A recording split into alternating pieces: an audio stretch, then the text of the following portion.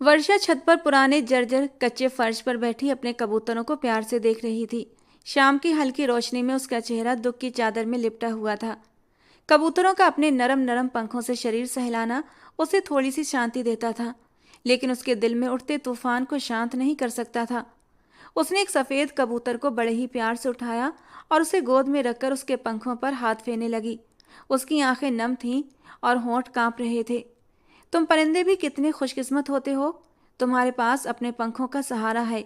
जहां चाहो उड़ सकते हो, आज़ाद हो, क्योंकि तुम्हारे पास तुम्हारा पूरा खुला आसमान है जहां तुम अपनी मर्जी से परवाज कर सकते हो। वर्षा ने धीमी आवाज में कहा। और मैं कितनी बदनसीब हूं, मेरा तो कोई भी नहीं रहा। पहले माँ चली गई और फिर पापा भी छोड़कर चले गए। अब कविता ने मेरी जिंदगी को नर्क बना दिया है। उसकी आवाज भर्रा गई। आंखों से आंसू बहकर गालों पर टपकने लगे। क्या इस दुनिया में कोई भी मेरा नहीं? कबूतरों ने जैसे उसे सवालिया नजरों से देखा था, जैसे वे उसकी दर्द भरी बातें समझ रहे हों। वो उनसे बातें करती रही, अपने दिल का गुबार निकालती रही। तुम लोग कम से कम एक दूसरे का साथ तो देते हो, लेकिन मैं तो बिल्कुल अकेली हूं। उसने सिर झुका लिया। उसके आंसू कबूतरों के नरम नरम पंखों पर गिरने लगे। उसी पल नीचे से कविता जी की एक कड़कती आवाज आई थी। अरे ओ वर्षा, कहाँ मर रही है? नीचे आकर बर्तन धो, तेरे बाप के नौकर नहीं हैं हम। कविता जी की आवाज में हिकारत थी जिसने वर्षा के दिल को चीर दिया। उसने जल्दी से अपने आंसू पोंछे, कबूतरों को पिंजरे में डालकर नीचे भागी। कविता जी रसोई में खड़ी उसे कड़ी नजरों से घूर रही थी। क्या दिन भर ऊपर बैठकर सपने देखती रहती है? तेरे जिम्मे के काम कोई और नहीं करेगा। कोई महारानी नहीं है तू। रोटी खानी है तो चुपचाप बिना कहे काम कर लिया कर, वरना मुझसे बुरा कोई नहीं होगा। वर्षा ने कोई जवाब न दिया। वो चुपचाप बर्तन धोने लगी, दिल में एक और जख्म के साथ।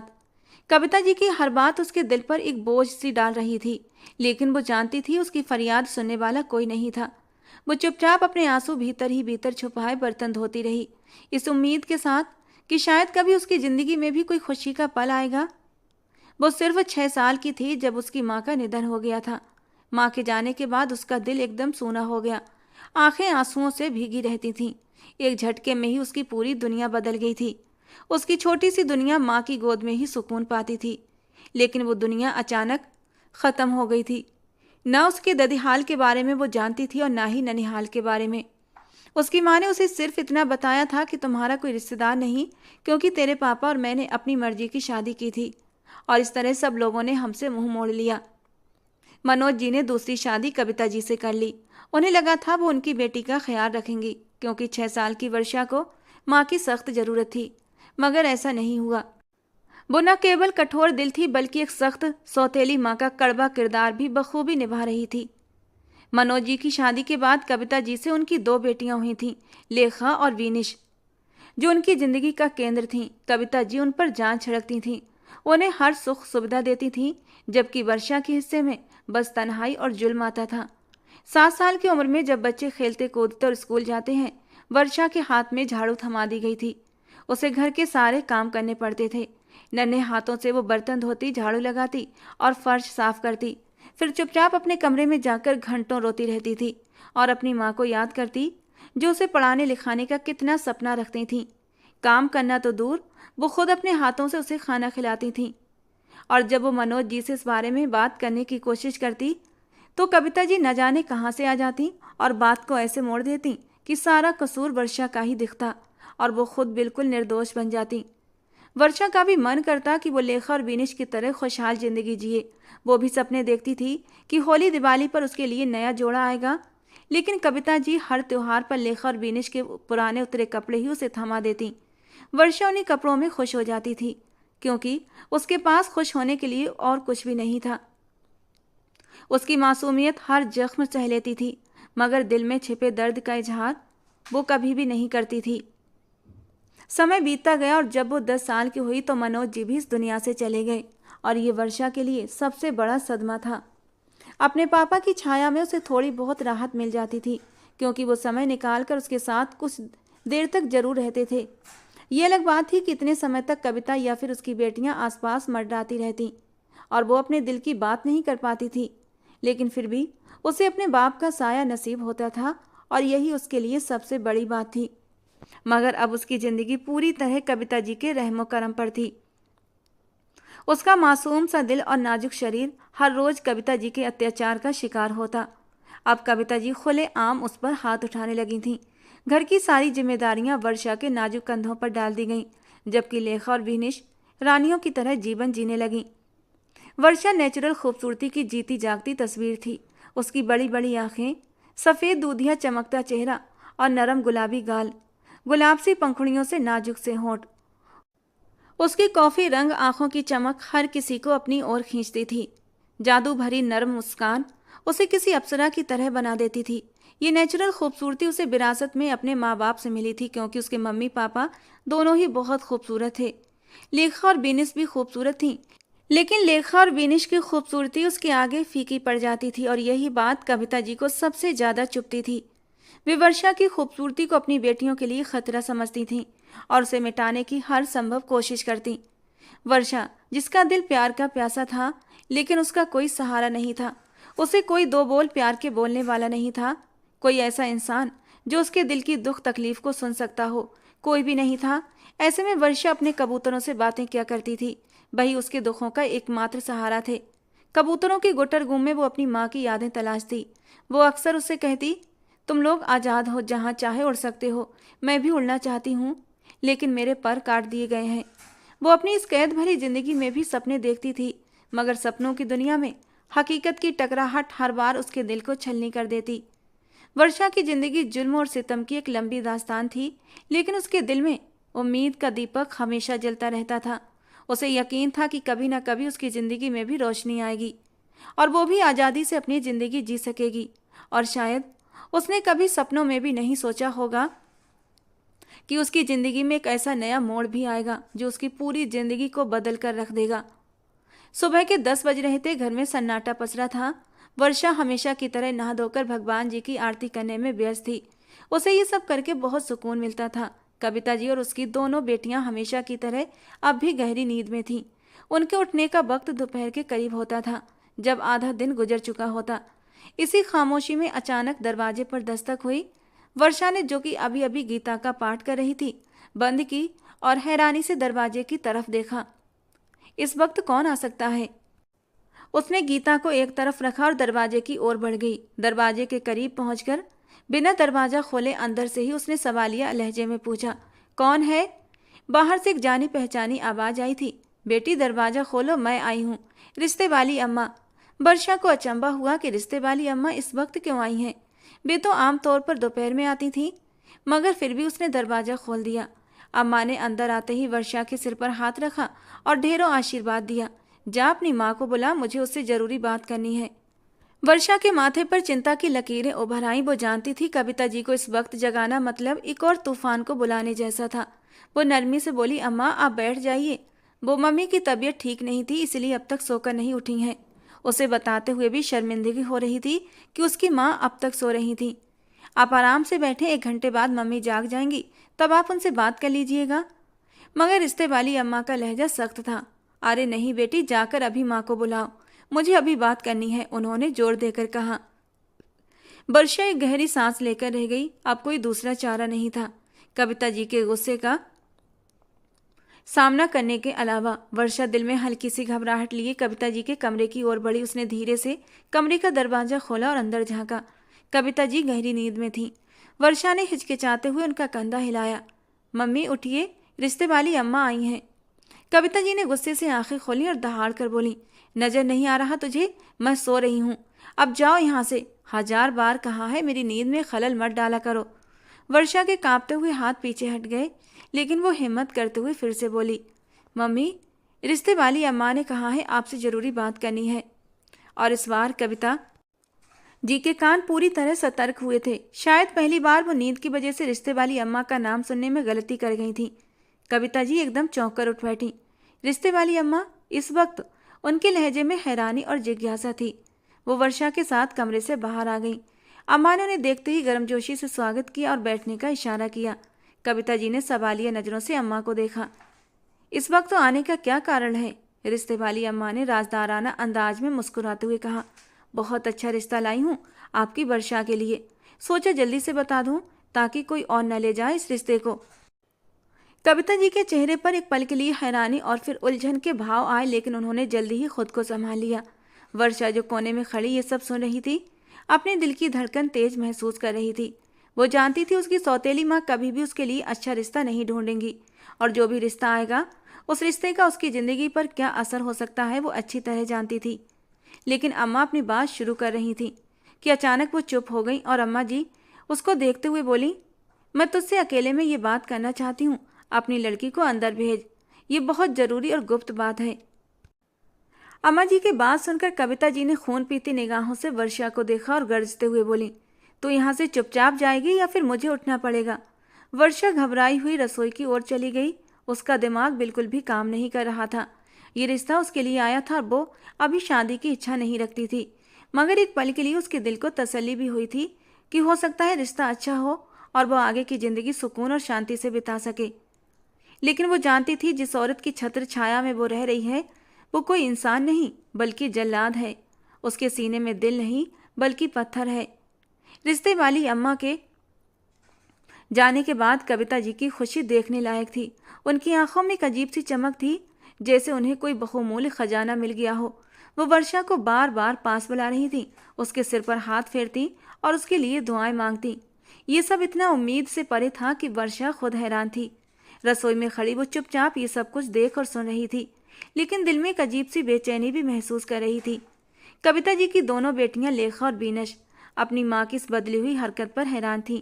बीनश ने तो झुंझलाते हुए कह भी दिया, मम्मी आपको क्या हो गया है? आप वर्षा को इतना लाड क्यों कर रही हैं? रिश्ते वाली अम्मा ने आखिर ऐसी कौन सी बात कह दी आपसे? कविता जी ने अपनी छोटी बेटी को गले लगाया और खुश होकर बोली, वर्षा का रिश्ता एक बड़े घर से आया है। लड़का बहुत अमीर है और उसने कहा है वो वर्षा से शादी का इच्छुक है। वो जल्द से जल्द उसे अपनी दुल्हन बनाना चाहता है।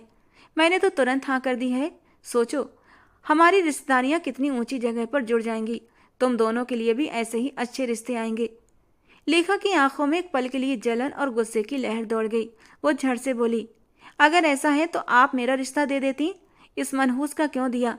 हम आपकी बेटियां हैं, ये नहीं। कविता जी ने लेखा की बात को नजरअंदाज करते हुए वर्षा की ओर देखा, जो रसोई में खड़ी रात का खाना बना रही थी। उनकी आंखों में एक अजीब सी चमक थी, जैसे वो किसी बड़ी जीत का जश्न मना रही हो। वर्षा को उनकी निगाहें कुछ अजीब सी लग रही थी। उसे अपने दिल की धड़कन तेज होती महसूस हो रही थी, जैसे कोई बड़ा खतरा पास आ रहा हो। वर्षा ने खुद को रसोई के कामों में व्यस्त कर लिया, लेकिन दिल में एक अनजाना सा डर बैठ चुका था। उसे लग रहा था कि कुछ भी सही नहीं हो रहा है। सब कुछ अचानक हो रहा था, जैसे कोई साजिश रची जा रही हो। उसका दिल बार बार कह रहा था ये रिश्ता उसके लिए सही नहीं है, लेकिन कविता जी की खुशी और जल्दबाजी ने उसकी आवाज को दबा दिया था। वर्षा का डर और उसकी बेचैनी बढ़ती जा रही थी। वो जानती थी कि कुछ तो गलत है, लेकिन उसके पास कोई रास्ता भी तो नहीं था। वो चुपचाप अपनी किस्मत का फैसला सुन रही थी, जो शायद उसकी जिंदगी को हमेशा के लिए बदलने वाला था। एक हफ्ता बीत चुका था और वर्षा अब तक उस दिन की बातों को अपने दिलो दिमाग से निकाल नहीं पाई थी। वो लगातार यही सोच रही थी कि क्यों उसे एक बेमौल और बेमन रास्ते में धकेला जा रहा है, जबकि उसका दिल इसे सही नहीं मान रहा था। उसकी हालत ऐसी थी जैसे कोई तूफान आने वाला हो और वह बेबसी से उसके आने का इंतजार कर रही हो। इसी दौरान अचानक दरवाजे पर दस्तक हुई। लेखा, जो हमेशा की तरह अपनी रोज की चहलकदमी में व्यस्त थी, दरवाजे तक पहुंची और दरवाजा खोल दिया। सामने दो वर्दीधारी गार्ड्स खड़े थे, जो एक के बाद एक सामान का बोझ उठाए हुए थे। उनके हाथों में मिठाइयों की टोकरियां, मेवे, कीमती उपहार और कुछ खास तरह की मिठाइयां भी थीं, जो ये बता रही थी ये सब बड़ी शान और शौकत से भेजे गए हैं। लेखा, जो आमतौर पर बेफिक्री और मजाक में रहने वाली लड़की थी, उस पल कुछ हैरानी में ठहर गई थी। उसकी आंखों में सवाल थे, ये क्या है? वो मुंह पर हाथ रखे गार्ड्स को देख रही थी, जो सामान रखते हुए अंदर आ रहे थे। कविता जी और बीनिश भी तुरंत बाहर आई थी। वर्षा, जो रसोई में व्यस्त थी, ये दृश्य देखकर तुरंत बाहर आई। सबकी निगाहें उन तोहफों पर टिक गई थीं, जो गार्ड्स एक के बाद एक रखते जा रहे थे। ये दृश्य इतना अजीब था जैसे किसी खास मौके पर ढेर सारे तोहफे लाए गए हों। सारा सामान रखने के बाद एक गार्ड ने कविता जी की ओर रुख किया और आदर से सिर झुकाते हुए कहा, मैडम, ये सारा सामान कुलजीत जी ने भेजा है। अगले हफ्ते शादी की रस्म है और इसमें दुल्हन का जोड़ा भी मौजूद है। अब हमें इजाजत दीजिए। कि हम ये सब सामान अंदर रख दें। कविता जी की आंखों में चमक आ गई।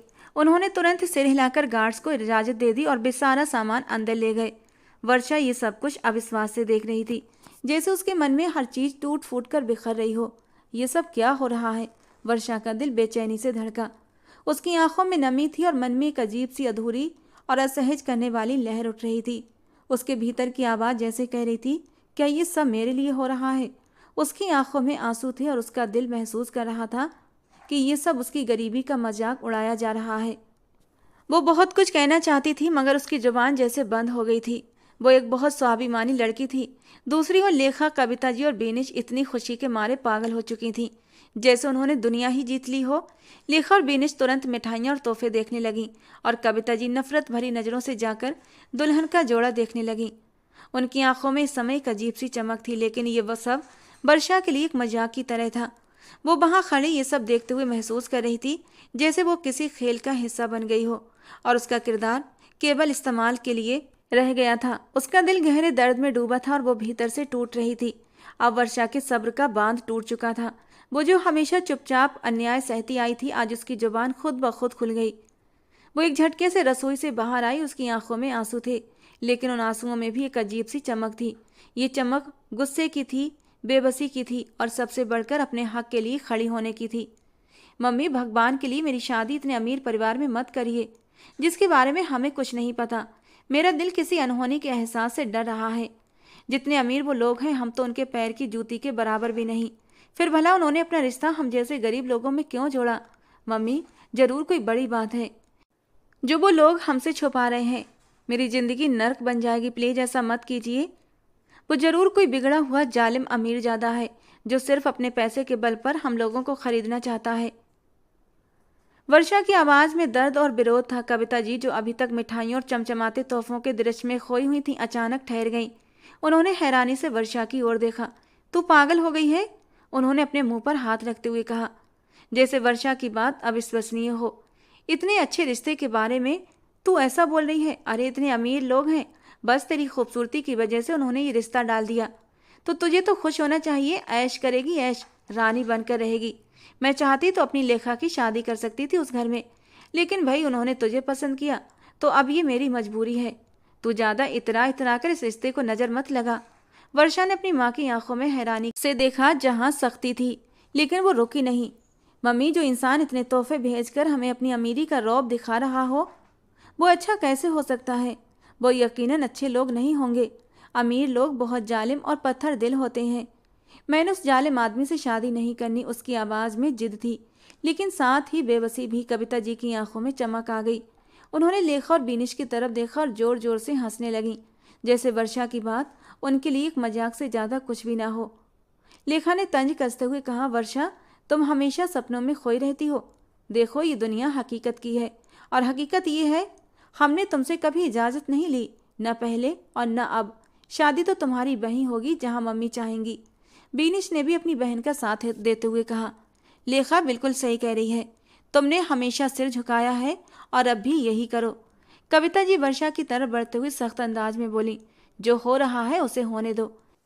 अगर तुम्हें जिंदा रहना है तो चुपचाप शादी कर लो, वरना मैं तुम्हारी वो हालत करूंगी कि जिंदा होते हुए भी मरने की दुआएं मांगोगी। उनकी आवाज़ में कोई नरमी नहीं थी, सिर्फ धमकी थी। वर्षा की आंखों में डर भर आया। उसने अंदर तक कांपते हुए अपनी माँ की बात सुनी और चुपचाप सिर झुका लिया। उसे पता था यहाँ उसकी कोई नहीं सुनेगा। उसकी कोई बात मायने नहीं रखती। उसकी ज़िंदगी हमेशा दूसरों के फैसलों में ही बीतती आई थी, और ये फैसला भी उसी तरह उस पर थोपा जा रहा था। लेकिन उसके दिल में एक कसक बाकी थी। उसे पता था ये तोहफे, ये दिखावा, ये सब कुछ एक धोखा था। ऐसा कहाँ होता है? इतने अमीर पैसे वाले लोग ऐसे गरीब घर में कहाँ रिश्ता लेकर आते हैं? और वर्षा को तो याद ही नहीं पड़ता था कि कभी उसकी किसी से मुलाकात हुई थी जो किसी ने उसकी खूबसूरती को देखकर उसे पसंद किया था। वो तो हमेशा से घर में ही कैद रहती थी। हो न हो, ये लोग अच्छे नहीं हैं। उसके दिल की धड़कन तेज हो रही थी, जैसे उसे किसी बुरे अंजाम की पहले से खबर हो। कविता जी, लेखा और बीनिश दोबारा तोहफों की तरफ ध्यान देने लगीं, जैसे कुछ हुआ ही ना हो। वे खुशी खुशी तोहफे खोलने में व्यस्त हो गई, मगर वर्षा का मन कहीं और था। उसकी नज़रें जमीन पर टिकी थीं, लेकिन दिमाग में हजारों ख्याल थे। क्या मेरी जिंदगी का यही अंजाम है? वर्षा ने मन ही मन सोचा। उसकी आंखों में आंसू थे, लेकिन वो जानती थी इन आंसुओं का कोई फायदा नहीं।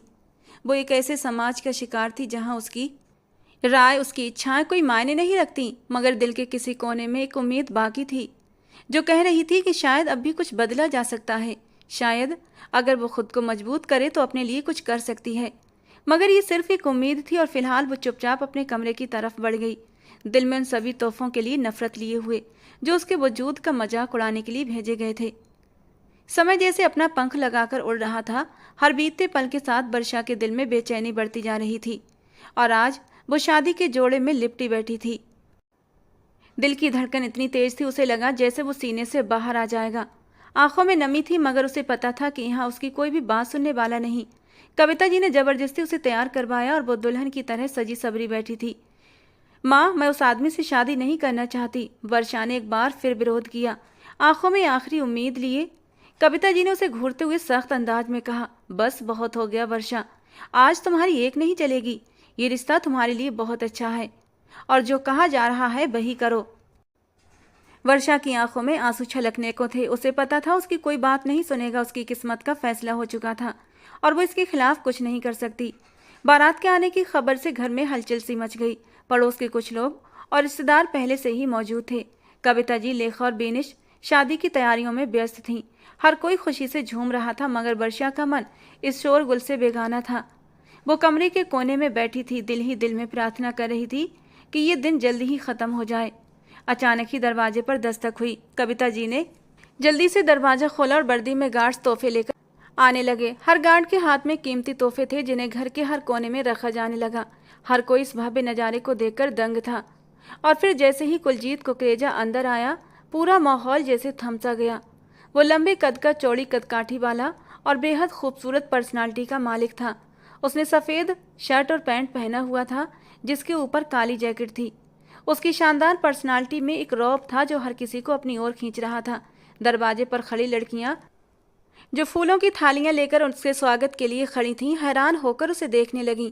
किसी को भी विश्वास नहीं हो रहा था कि इतना खूबसूरत हैंडसम लड़का इस गरीब परिवार की बेटी को, वो भी कविता जी की सौतेली बेटी को, बिहाने आ सकता है।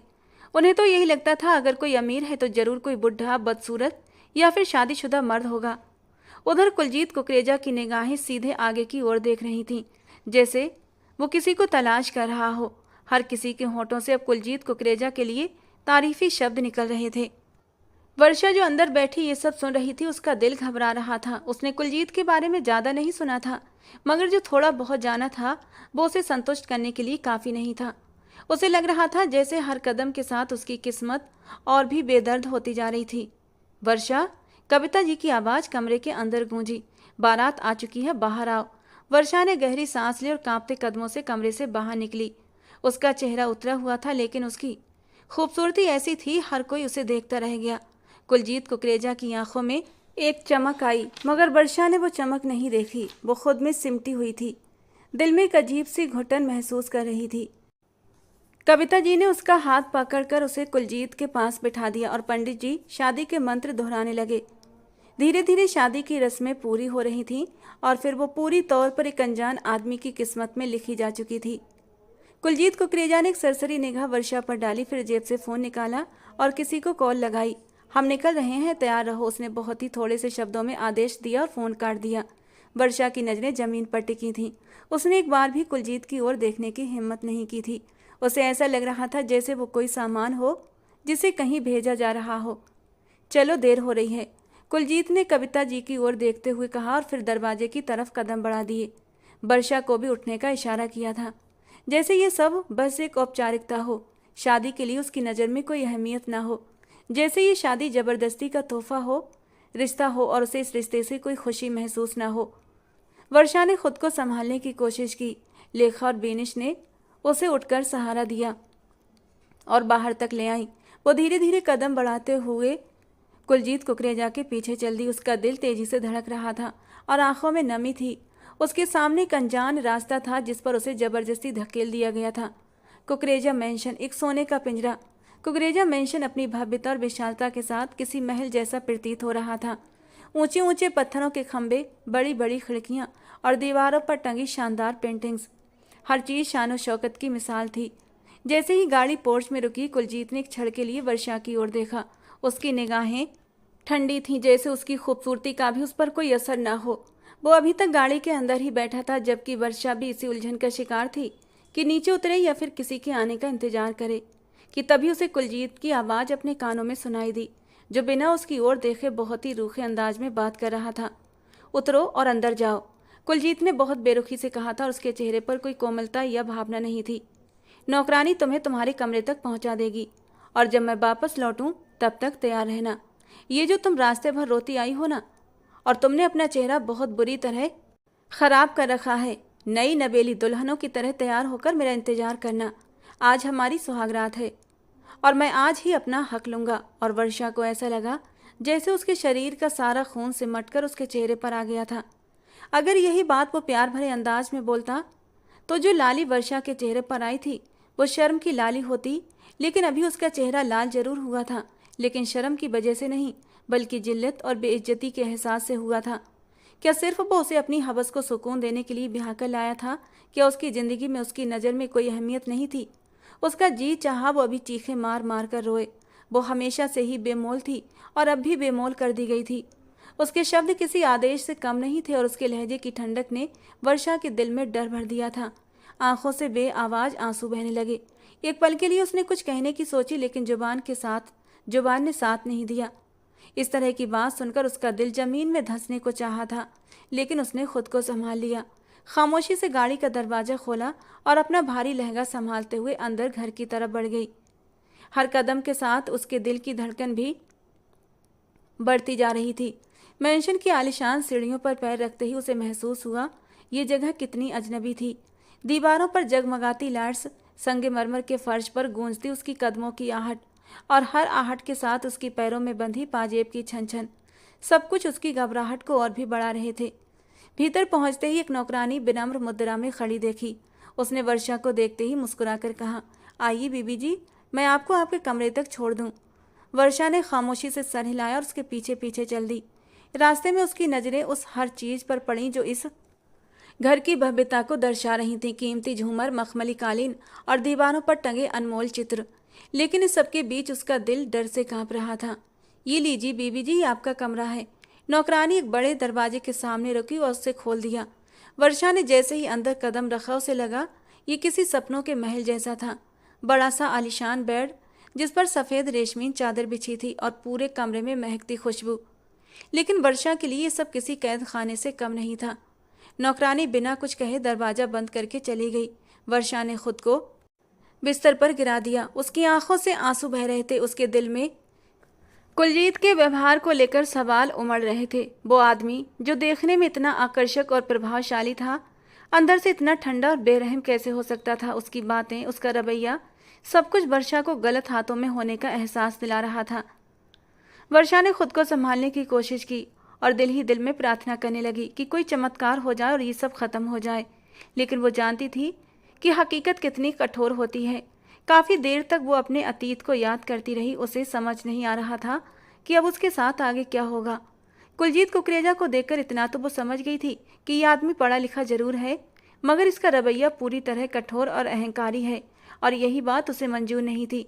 उसने अपनी ज़िंदगी में सिर्फ एक ही सपना देखा था, अगर माँ बाप का प्यार नहीं मिला तो कम से कम अपने पति का प्यार पाएगी और एक खुशहाल जीवन जिएगी। लेकिन अब कुलजीत कुकरेजा का व्यवहार देखकर वो भीतर तक हिल चुकी थी। चुपचाप उठकर उसने अपने साथ लाए बैग में से एक सूट निकाला, जिसे लेकर वो बाथरूम में घुस गई। हालांकि उसे आदेश मिला था कि बंद सवर कर उसका इंतजार करना, लेकिन इस भारी लहंगे और ज्वेलरी में उसे उलझन महसूस हो रही थी। कुछ ही देर में वो फ्रेश होकर बाहर आई थी।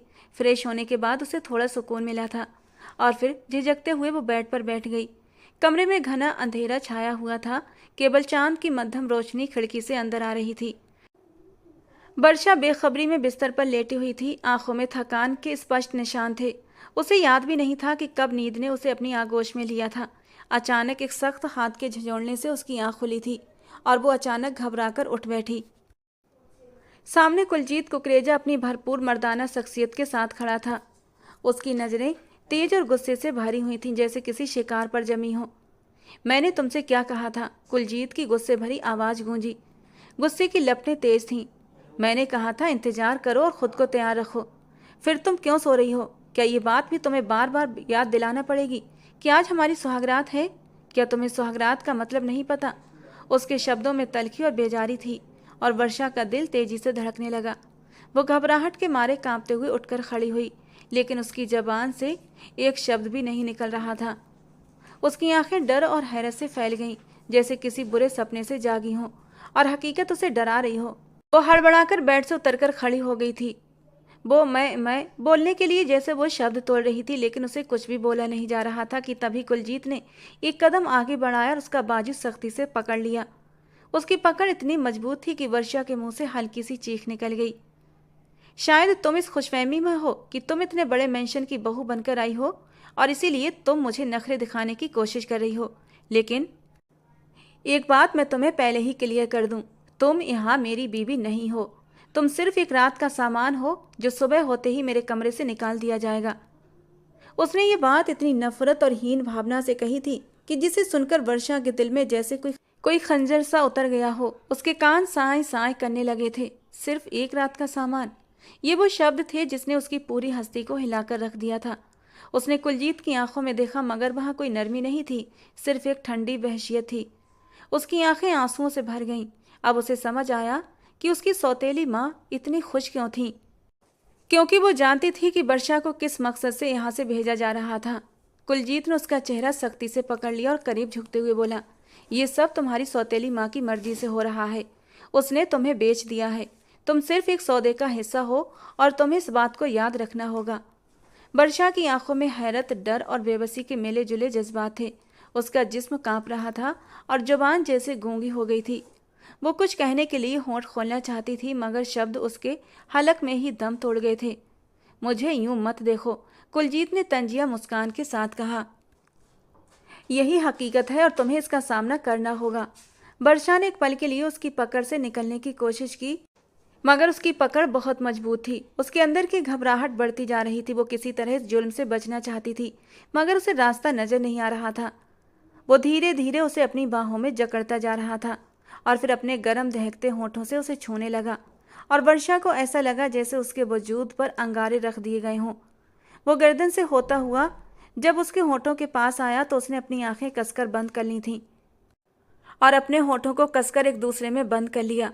उसकी ये हरकत देखकर कुलजीत को बुरी तरह गुस्सा आया था। कुलजीत ने जोर से उसे अपने सीने से भींचा कि वर्षा की दोनों नरम धड़कनें उसके चौड़े और फौलादी सीने से दबकर रह गई थीं। उसने गुस्से से कहा, यहाँ तुम्हारी मदद के लिए कोई नहीं आएगा वर्षा। जो कुछ मैं कर रहा हूँ उसे होने से कोई रोक नहीं सकता। अपने होंठों को खुला छोड़ो। वर्षा, आज की रात तुम्हारे पूरे वजूद पर सिर्फ और सिर्फ मेरा हक है। वर्षा की आंखों से आंसू बहने लगे, मगर वो जानती थी उसकी चीखें और फरियादें यहाँ सब बेकार थीं। वो अब इस दुनिया में अकेली थी और उसका कोई मददगार नहीं था। उसने बेबसी से अपने होंठों को खुला छोड़ा। नर्म नाजुक होंठ जो बुरी तरह कांप रहे थे। वो कितनी ही पल तक उसके चेहरे को मदहोशी से देखता रहा। इस वक्त उसका चेहरा मेकअप से बिल्कुल साफ सुथरा था और उसकी ये नेचुरल खूबसूरती कुलजीत के दिल की धड़कनों में शोर मचा रही थी। उसने धीरे से अपने होंठों से, और इससे पहले वो उसके होंठों पर झुककर अपना स्पर्श छोड़ता, उससे पहले ही वो अपने होश खो बैठी और उसके बाजुओं में झूल गई। वर्षा के बेजान होते वजूद को महसूस करके कुलजीत एक पल के लिए घबरा गया था। एक झटके से कुलजीत की आंखों से सारा गुस्सा उतरता चला गया। वो उस बेहोश वजूद को बेयकीन निगाहों से देखने लगा। धीरे धीरे उसकी आंखों की सख्ती खत्म हो गई और वहां अब एक नरम एहसास था। होंठों पर एक हल्की सी मुस्कान आई थी। तुम तो बहुत बहादुर बनती थी, लेकिन मेरी जरा सी संगत से ही तुम बेहोश हो गई। खैर, मेरे प्यार की शिद्दत को तो तुम्हें झेलना ही पड़ेगा। आज नहीं तो कल सही।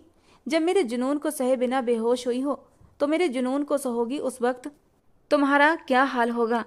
जब तुम्हारे वजूद के अंदर तक अपनी मोहब्बतों को उतार दूंगा, उस वक्त शायद तुम्हारा दिल सीने से निकलकर बाहर ना आ जाए, क्योंकि जाहिल का मतलब तुम्हें अच्छे से समझाऊंगा स्वीट हार्ट। कुलजीत की नजरें उसके चेहरे से होते हुए उसकी सुराहीदार गर्दन पर आई थीं। वो इस वक्त बिना दुपट्टे की थी। डार्क ब्लू सूट जो ढीला ढाला कॉटन का सूट था, उसकी दूधिया रंगत पर खूब जम रहा था। और जब कुलजीत की मदहोश नजरों ने उसकी खूबसूरत धड़कनों को देखा तो उसका दिल बेकाबू हुआ था।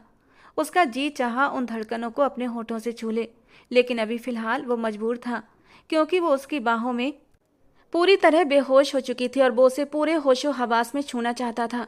बहुत जालिम हो। इस वक्त मैं जज्बातों से पूरी तरह भर चुका था, तुम्हारी संगत में डूब जाना चाहता था, लेकिन तुमने तो मुझे प्यासा ही छोड़ दिया। ये कहते ही उसने वर्षा को अपनी बाहों में उठाया और उसे बिस्तर पर लिटाकर उसके ऊपर कंबल डाल दिया और उसी खामोशी से कमरे से बाहर चला गया जिस खामोशी से अंदर आया था। रात का हर लम्हा वर्षा के लिए किसी डरावने सपने की तरह रहा था, जो धीरे धीरे सुलगकर हकीकत की कड़वी जमीन पर गिर रहा था। जब सुबह की हल्की किरणें कमरे में फैली तो वर्षा की आंख खुल गई। वो झटके से उठकर बैठ गई और रात का मंजर उसकी आंखों के सामने किसी भयानक फिल्म की तरह चलने लगा। वो एक पल के लिए कांप गई और घबराकर चारों ओर देखा। कमरा खाली था। अभी वो कुछ समझने की कोशिश कर रही थी कि दरवाजा हल्के से खुला और वही नौकरानी अंदर आई जो कल रात उसे यहाँ छोड़कर गई थी। बीबी साहिबा, साहब ने आपको डाइनिंग टेबल पर बुलाया है। वो आपके साथ नाश्ते का इंतजार कर रहे हैं। वर्षा के दिल में एक अजीब सा डर उठा। उसका मन किया कि कह दे वो नहीं जाना चाहती, लेकिन न जाने क्यों उसने खुद को रोका और उठने का फैसला कर लिया। वो जानती थी वो कुलजीत कुकरेजा की पत्नी थी, चाहे हालात जैसे भी रहे हों।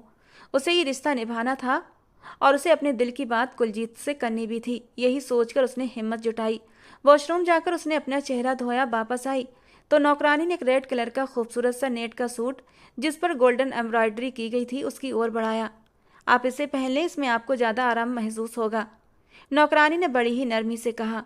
वर्षा ने चुपचाप कपड़े बदले और जब आईने में खुद को देखा तो लगा कि वो कुछ बेहतर दिख रही थी। डाइनिंग हॉल में पहुंची तो कुलजीत पहले से वहां मौजूद था।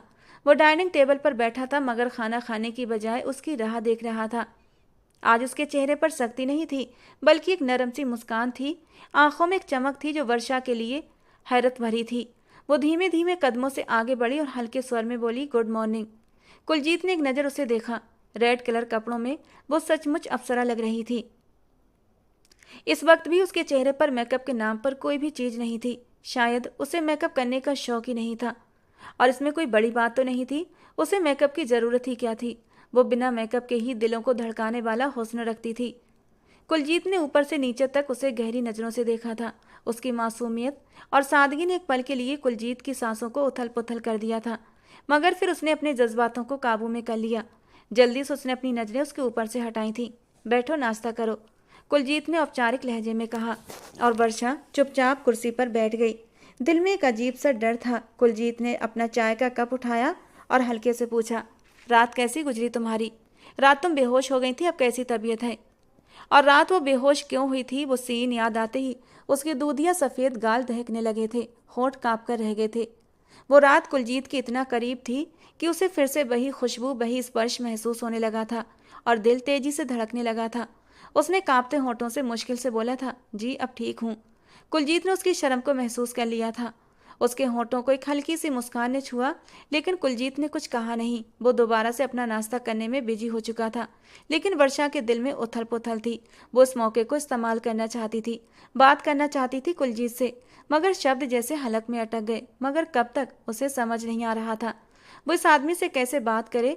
उसकी रौबदार पर्सनालिटी के आगे उसकी बोलती जैसे बंद हो गई थी। उसके होठों से उसका नाम निकल ही नहीं रहा था, लेकिन बात तो करनी ही थी। उसने एक गहरी सांस ली, अपने भीतर हिम्मत इकट्ठा की और फिर कुलजीत की ओर देखते हुए भीगी आवाज़ में बोली, सुनिए जी, क्या मुझे तलाक दे देंगे? क्योंकि रात आपने कहा था मैं सिर्फ एक रात के लिए आपके पास हूँ, लेकिन मेरे साथ ऐसा क्यों कर रहे हैं आप? मैं आपकी बीवी हूँ। शादी के बाद तो औरत अपने पति के जिस्म का हिस्सा बन जाती है। जब उसके होठों से उसका नाम न निकला तो उसने उसे सुनिए जी कहकर बुलाया था। उसने बचपन से यही तो सीखा था, पति परमेश्वर होता है, स्वामी होता है। और इस वक्त वो अपने पति परमेश्वर, अपने स्वामी को नाराज नहीं करना चाहती थी, क्योंकि ये उसकी पूरी जिंदगी का सवाल था।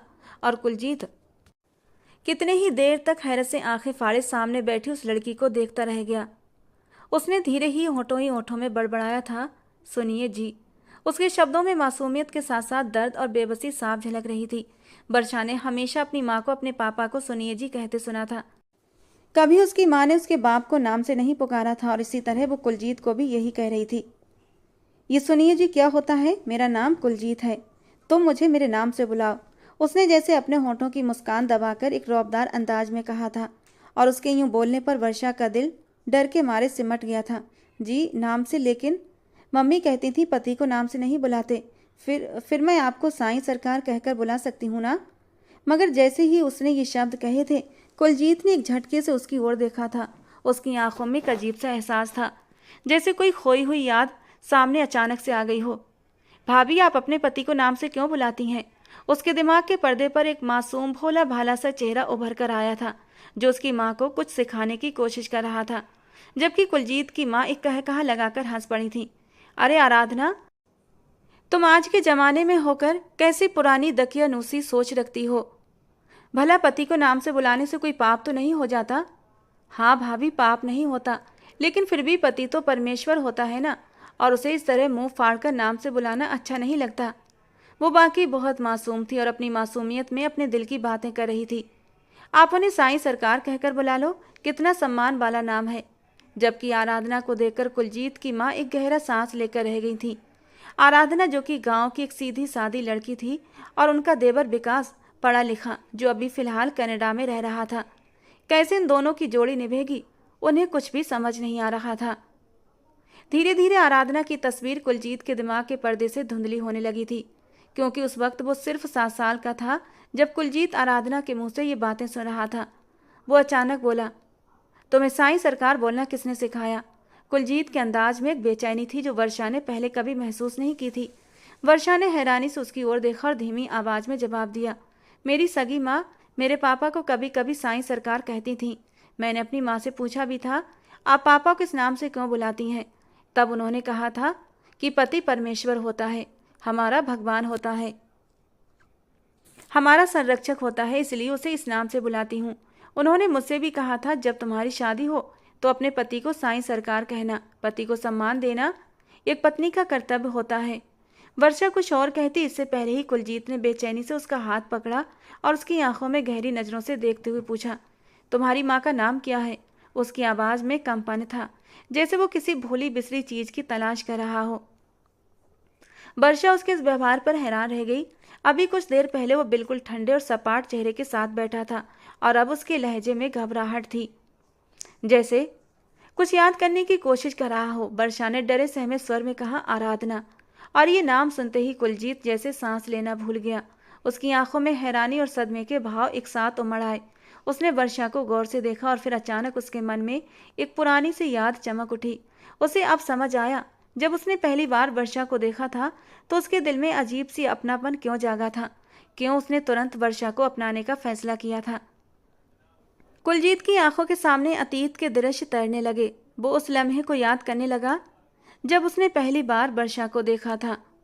उस दिन वो मैले पुराने से कपड़ों में मार्केट की एक दुकान से राशन ले रही थी। उसके साथ उसकी सौतेली माँ और दोनों बहनें भी थीं, और वहीं पर कुलजीत ने उसे देखा था। उसकी सादगी, उसकी खूबसूरती ने कुलजीत के दिल को वहीं अपना कैदी बना लिया था। कुलजीत का जिद्दी दिल वर्षा को पाने के लिए मचलने लगा था।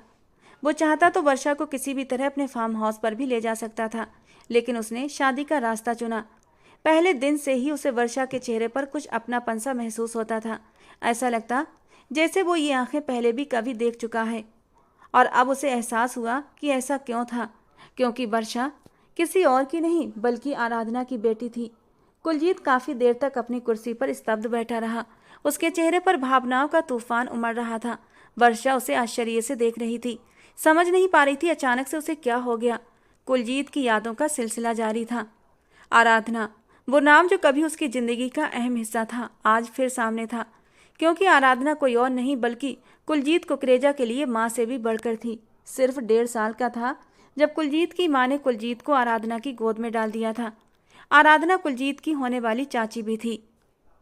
उनकी मंगनी कुलजीत के चाचा से 2 साल पहले तय हो चुकी थी, लेकिन शादी से पहले ही आराधना के माँ बाप अचानक एक हादसे में इस दुनिया से चले गए, और यूं कुलजीत के दादा आराधना को शादी से पहले ही अपने घर ले आए। कुछ ही महीनों में आराधना और कुलजीत के चाचा विकास की शादी करने का इरादा था, लेकिन विकास अपने करियर पर ध्यान देना चाहते थे, इसलिए वो 3 साल के लिए कनाडा चले गए, और पीछे से आराधना उन लोगों के साथ ही रहने लगी थी। ऐसे में कुलजीत की माँ ने अपने ऊपर की जिम्मेदारी आराधना की गोद में डाल दी। आराधना भी कुलजीत को बहुत प्यार से रखती थी।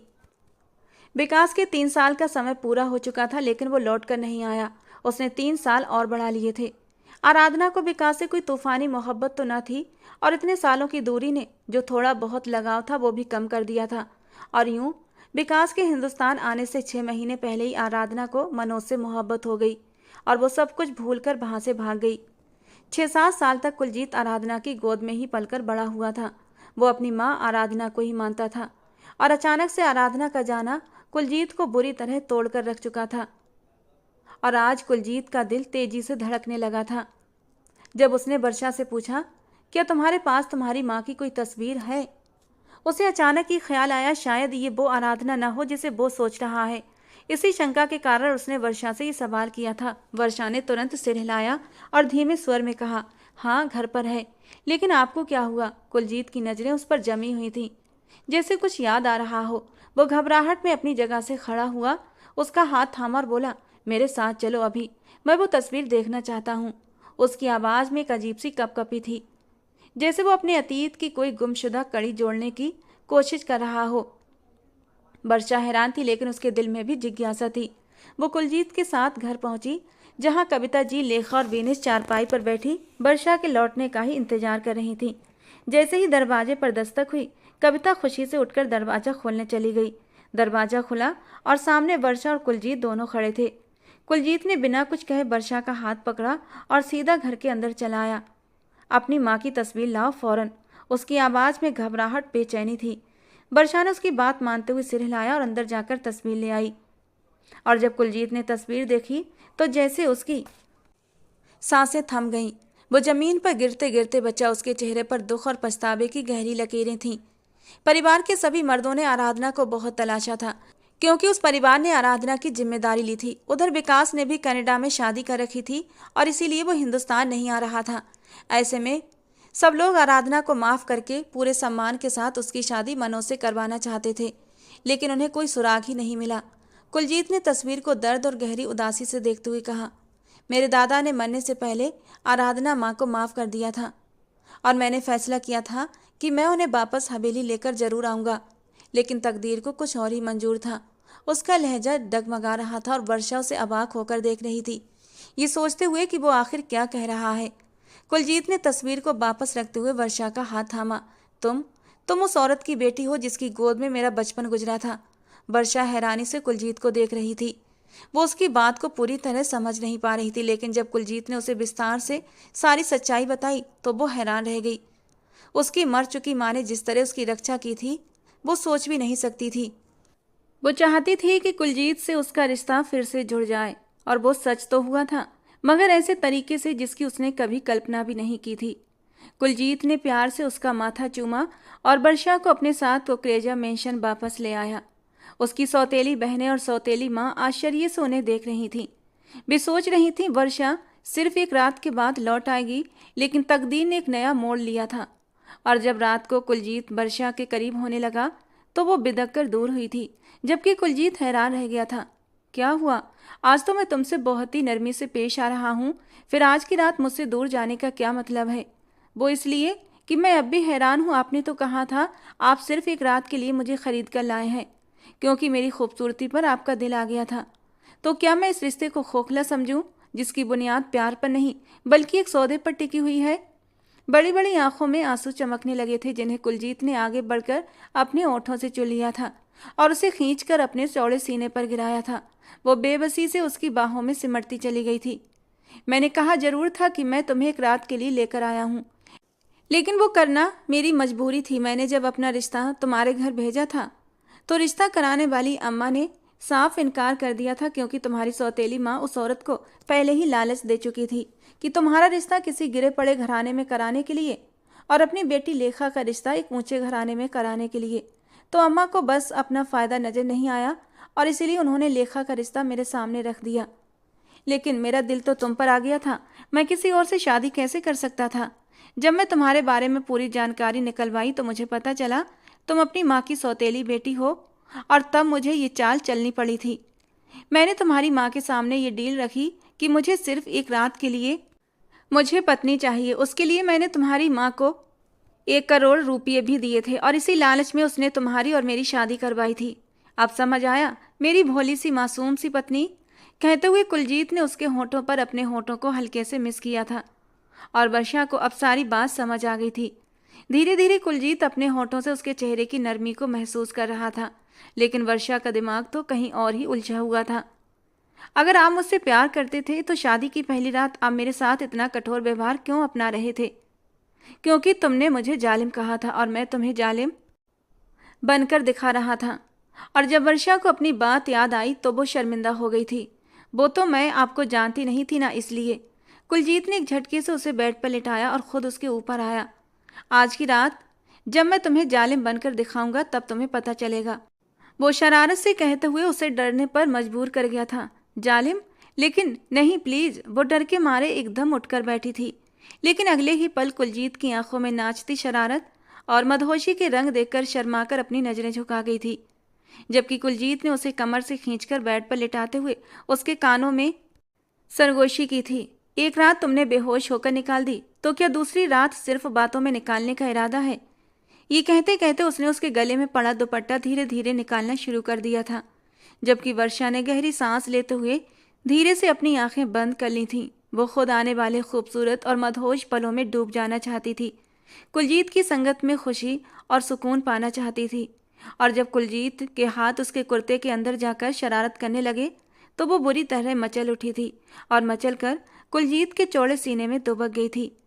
कुलजीत ने भी हंसते हुए उसे अपने सीने से भींच लिया था। धीरे धीरे कुलजीत उसके और अपने बीच के सारे पर्दे हटाता चला गया और उसकी खूबसूरती देखकर वो बुरी तरह दीवाना हुआ था। धीरे धीरे से प्यार से छूता हुआ कुलजीत उस लड़की के सारे गमों की भरपाई कर रहा था, जो बचपन से लेकर अब तक उसकी जिंदगी का हिस्सा बन चुके थे। अपने होठों से उसके होठों को छूते हुए उसने उससे वादा किया था, तुम्हारे इन होठों पर हमेशा मुस्कान खिलती रहेगी। अपने होठों से उसकी आंखों को छूते हुए उसने वादा किया था, तुम्हारी आंखों में कभी गम के आंसू नहीं आने दूंगा। और फिर धीरे से वो अपने होठ उसकी नरम धड़कनों पर ले गया था, जहां उसका दिल तेजी से धड़क रहा था।